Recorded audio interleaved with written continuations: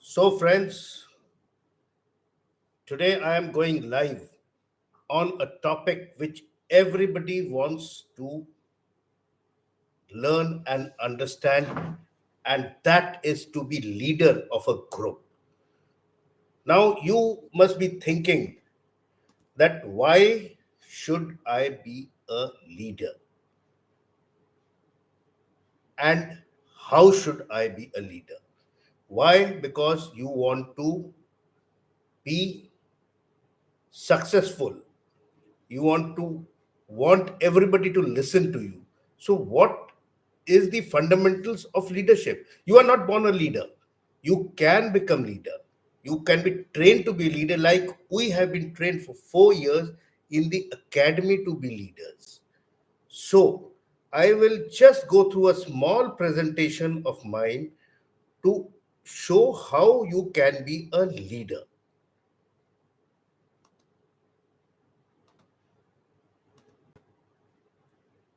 I hope everybody is able to see my screen.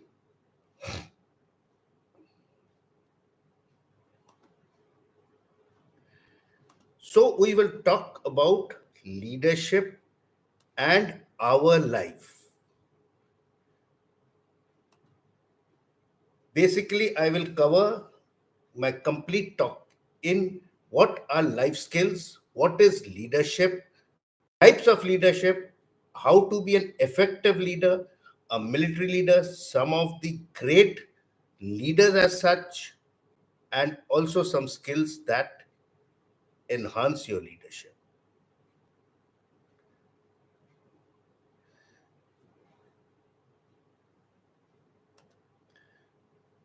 So we have some life skills which basically conjure up and are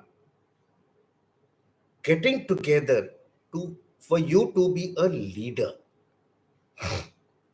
And this leadership is basically, or these life skills, they are basically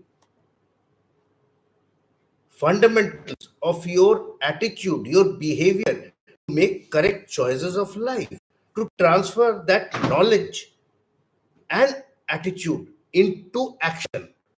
And these life skills basically develop your own social skills, etiquettes, work ethics, remove fear of talking in public, coming in front of the people, and makes you more self confident.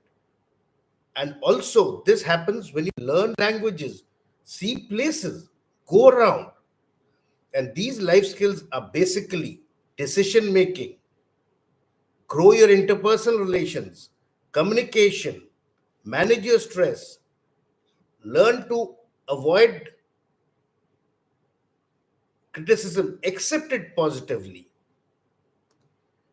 And there are sequence in which these life skills are arranged, and you have to organize them as your requirement, as you need them. And when you conjure up everything, it improves your quality of life and makes you a happier person, makes you a stronger person, makes you a confident person, and you become a leader. So if you imbibe the correct skills in the correct way, you can lead from the front and take your team ahead. So, what is leadership? Leadership is basically not to just sit in your office, but to lead from the front and to set an example. This is an ability to develop a vision for yourself, to motivate others, to move with a passion towards a common goal, basically motivating the people to follow you because you have the vision and the foresight to think ahead. And when you are a good leader, you will take your team to success. So basically, who is the leader? He is the one who can influence people and direct others, while command is the authority instituted into you by the organization, by the institution, by the virtue of your being selected to that position. And the management is supposed to give you the planning, resources, the infrastructure, the modes of coordinating, and you as a leader has to take the decision by having a vision in you. So basically, when you are a leader, and what are the requirements for leadership? It is basically that you should have followers. Your relation with your leader and followers has to be good. You have to have a common goal, because if you do not have common goals, you tend to move away from each other. And then you have to have power in you, and the ability for that power to be in you has to be because of your qualities, because of you lead. And this qualities are basically the leadership traits. So these are some of the definitions. Like, what is military leadership? It is nothing different from leadership, but here I would like to tell you that the motivating factor has to be of the highest order, because you are leading the men to maybe even death, because in war there are no runners up. And when you are a leader, the basic responsibilities are for accomplishment of the mission, and above all that is the welfare of your men. So some factors of the leadership, or for a leader, is to have the leader and a follower, and to have a situation and communication, because most of the time when you do not communicate, the plan goes wary, there is no coordination, there is no learning, and you can't lead well. It is not a good team. So for a good teamwork, you need to communicate, which is of very importance. So the concept of leadership is basically the character of the leader, which is of prime importance, the situation which is there, and the skills of the team, and how they flow through the actions and convert the complete actions into the aim or goal. And again, coming back to this, is the functional concept, which recognizes the interaction between the situations and the people as such. So an effective leader has to basically create a vision for the future.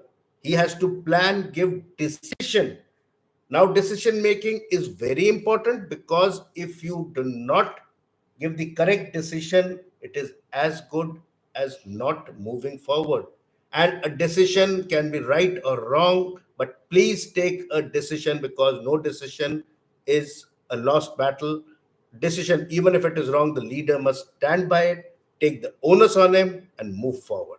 And finally, when the decision is taken, put the whole thing into action. So basically, an effective leader has to provide direction, build up his team, develop commitment by motivating them, and be professionally sound to set an example. And all these, when conjured up together, makes you accepted as a leader. Now, there are few styles of leadership which have different ways of working, but then they have their pros and cons, and the pros and cons when put together, because no type of leadership is very correct. Coming on to the autocratic thing, is what is when the leader gives all the directions, the team just follows. Here, there can be revolution or rebellion within the team members, because no ideologies from them are taken and can demotivate the people. Democratic, again, too much of democracy is not very good, because everybody's ideas are taken, everybody is a boss, everybody is a leader, and finally you all are going into different directions. The leader is not able to control, and laissez-faire is when it is everybody's idea is taken. That is, leader takes the decision which is correct after evaluating which is right and which is wrong, as per the requirement, as per the resources that are there. So put everything together a little bit. You have to have the stick in your hand. You have to have participation. Take their ideas. But the decision is of the leader, because he has the vision. He's selected for it and people had accepted him. Now, the military leader. Why I talk about military leader? Because I have spent 35 years. My first innings has finished, and I am here to motivate the youth for their second innings. So, sorry, for their first innings. So, my second innings is here for your first inning. And remember that, like I said, no runner ups in war. You either win or you die, not lose. This is what I said before. So, a leader in a stressed situation has to keep cool, to not let the chaos around you stampede the situation, overcome the chaos, and show your qualities.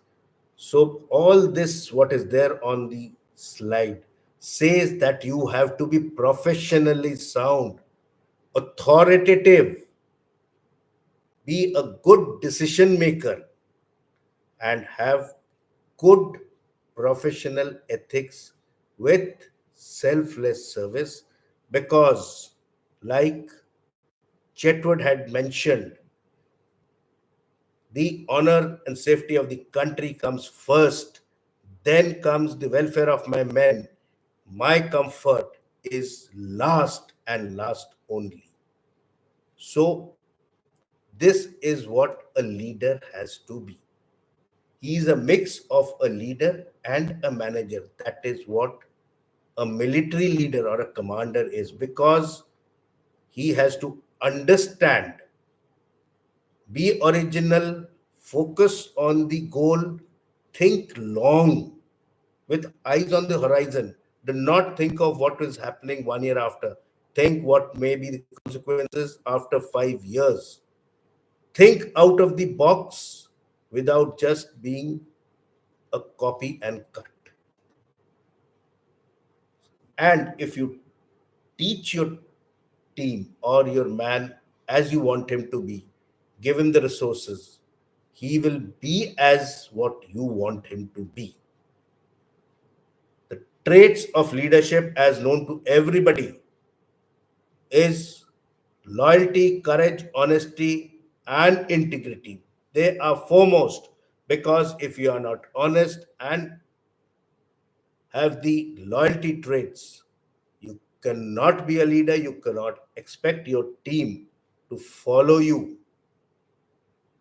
Competence, because you should know the subject or the field that you're working in, so that your team has faith in you, that the leader will be there with the ideas, correct decision at the right time for the job to be done just in time, and think progressively. That is to look forward with a vision. So, a military leader has all those qualities, has aggression into him, and with a flexibility of mind, with his strategic and tactical knowledge. Be a robust leader, and these words of integrity, moral courage, and honesty have to be the fiber in his body, because if he cannot stand up for his country, cannot stand up for his mistakes, he is not fit to be a leader. So these are some of the leadership principles. They are, everything is same, only being put into different words. But then what I am going to come to is to learn these life skills so that they are put in a proper way, so that you have those leadership qualities in you. Now, if you are going to be a good leader, you need to have good teamwork. And to have good teamwork, the leader has to bind everything with communication, interpersonal relations, to move to a common goal. So, teamwork is nothing but to work together to move to a common goal. And that is needed, because a fist can give a blow and bash on regardless, but a finger can do nothing. And effective teamwork can only come with communication, communication only with good relations. So we must let the word I leave, and it has to be we, with no ego. So let the ego and we all go towards a same goal. So having a good team gives you better decisions, distribution of workload, and which make productivity grows more, and everybody learns and are motivated. Oh God, what has happened? Without communication, you go off the track. So communication is the key for any relation to grow, for any team to work together. Because most of the time, what happens, if there is no communication, it is thought that communication has taken place, but no communication has taken place. So we go astray. So, what does the team say? Together, everyone achieves more. And when you are a team, everybody has to accept the fair share of work. Like in the army, we have a buddy system, and everybody helps each other. When you are going as a team, everybody has got a strong point. So the leader should work out and give the tasking according to the strong points of that person. Right man for the right job. So that is the work of the team, to supervise, adjust, and move forward with the strengths of each, covering up the weak points. And interpersonal relations. If we are not having good relations with each other, we don't identify with each other, we will not be a successful team. So, for that, the leader has to understand each person, his problems, his strong points, and then, like I said, right man for the right job. And this is when communication will never fail. Tasks will be done with good interpersonal relations. Like when there is a problem, do not do letter writing. Pick up the phone, walk up to the person, talk to him. Half the problem will be sorted out. And then completing your task on time. You have to see the real time, which is the clock time, and move forward, because time management is very important to reduce stress and to do the work in the correct time. Time management is basically taking the correct decision at the correct time, communicate properly, practice your skills, and do everything right. So, if you plan, manage your team, deal with everybody, manage your time well, you will get results as you want. Because time is fluid, it flows on, it doesn't stop for anybody. So you have to stay focused, schedule, plan, jot out your ideas, take decision, have a vision, work out a plan, and move forward. Oh God, decision making, the biggest problem for a manager or a leader is to take a decision. Many people do not want to take them because the onus comes onto him. So there you have to have the moral courage to stand up and say, yes, I'm the one who took the decision. So for decision making, do it fast, construct a clear picture of what you require, resources that you have, collect information on the alternatives, compare the alternatives, consider what is right or wrong, and commit to a decision and follow it. And when you do that, your team is motivated. Motivation is something which binds everybody towards doing something for the correct goal. And all this can be based on different types of motivations. The process which is there has to be incentive oriented because everybody wants to do something which is very required.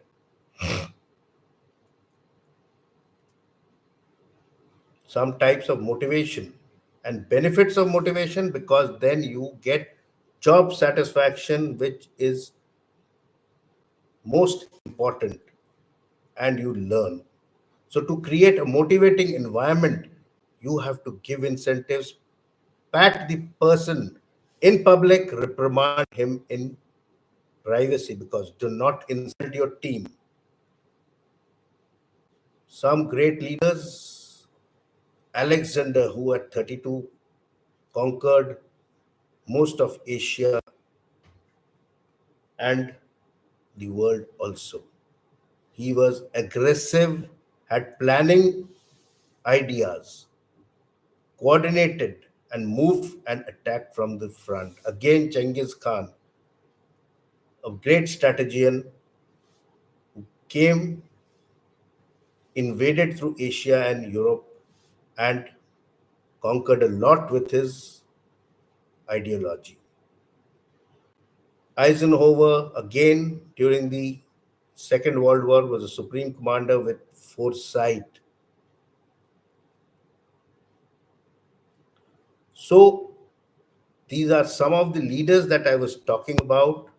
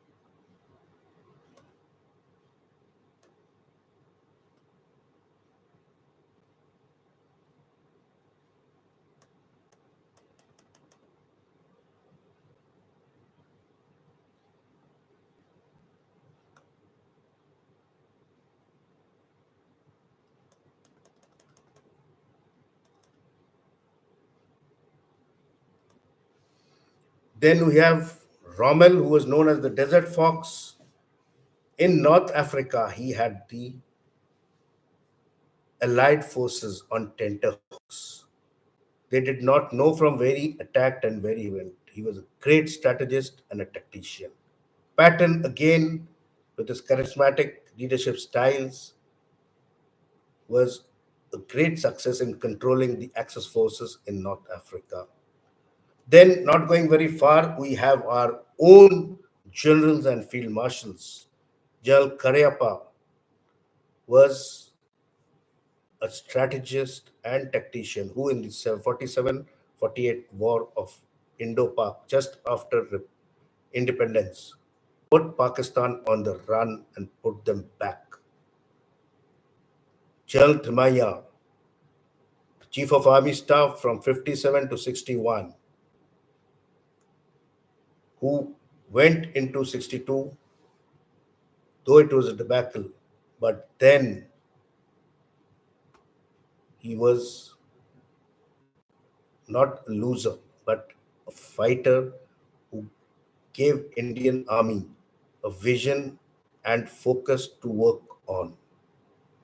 Air Marshal, a Marshal of the Air Arjun Singh, a great leader and who had honesty, integrity as his foremost character. Then we had freedom fighters of India who are also leaders. Military leaders are not the only leaders, but then we have leaders in the environment. You lead, you have sports leaders, you have leaders in the corporate world who are taking corporates towards success. Every leadership has different styles, but then he is a leader because he's leading a team with passion, compassion, and a goal and correct decisions and time management, and with communication between his team. So he is leading them towards success. On the slide are some of these leaders. Sports, Kohli with aggression has been one of the best captains, while Tendulkar has not been a good captain, but though he may be a master player, but as a captain, India has not succeeded much with him.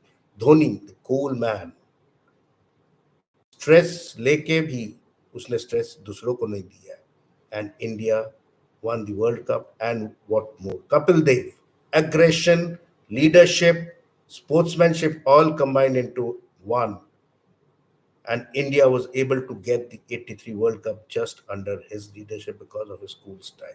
Dhyan Chand, the hockey wizard, had woven magic around these peoples and had led India to the Olympic hockey gold. Other leaders, Ambedkar, Shastri, Mrs. Gandhi, Dr.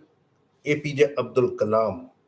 Lesser talked, the better because everybody knows him and one of the best presidents that India could have. And coming on to one of the greatest leaders that I adore, Sam Bahadur. आप सबने picture देखा होगा, and he was a man who would go down to the grassroots and knew to spot talent and deploy them. Faith in his boys was what made him win the 71 war. Could stand up for his faults, for his men, could die. Great visionary, planned the war, did not just succumb to the political machinery कि युद्ध करना है तो चल पड़े, gave a date and time and stood by it and had the moral courage to say no to a thing. There are many incidents when he has said, shut up to a politician. Just took what was authorized to him, not more than that, because he did not want the perks and privileges. He wanted to give back something to the nation, and a great balance who would work on ground, meet everybody on the ground, and was open to them, not used to pull around his rank, and gave due to his juniors. Like we have seen the great picture of General Jagjit Singh Arora and Niazi signing the surrender agreement. Maneksha could have sat there, but then the Eastern Command GOC was the one who won the battle. That is what Maneksha said, and gave him his due right of signing the surrender accession. Like I said, Sam connected with the grassroots, and any soldier could come up to him in an open forum, meet him. Then professional respect. When the Pakistani POWs were there, they were treated with honor and respect for their state and religion. He even had to answer to the political bosses, but then he stood that they are soldiers and not servants. And in the final days, when he became a field marshal, for 30 years after that, he did not get his pay or pension. Pay as a field marshal, not a pension, because field marshal never retires. And Dr. APJ Abdul Kalam was another great man who, when came to know, got the check of rupees 1.3 crores to the field marshal to his deathbed in Wellington, and Manekshaw, as a great soldier, without taking the money, gave it to the Army Welfare Fund. So these are great men. These are the thoughts. So think positive, communicate, and lead well. So, any questions? If you are there on the live, please ask me, or can also give it in the comment box, and they will be answered aptly and to satisfy you. Thank you. And later on, also, people seeing this video can please subscribe and like the video, and please share it amongst your friends so that they also can be a good leader.